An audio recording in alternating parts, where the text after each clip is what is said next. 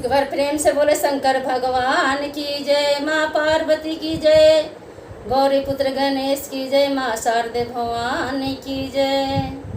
हरिंदर भैया नीलम दीदी की जय, सकल समाज की जय, सभी शिष्य परिवार की जय, हर हर महादेव। तो देखी दीदी कि एक शिष्या रह तारी और इतना रात दिन चर्चा में मगन बाड़ी, इतना रात दिन शिव चर्चा करो तारी, गाँव गाँव जाके घूम घूम के कि कोई खा तारी पिया तारी उठा तारी बैठे तारी या सुता तारी चला तारी, तभी भी गुरु के नाम मुँह पे याद रहता। तो देखी उनका के रात के सुतला में गुरु जी दर्शन देले बानी। तो देखी अपने सखी लोग के कैसे बतावा तारी गुरु बहना, आई भजन के माध्यम से सुनल जाओ।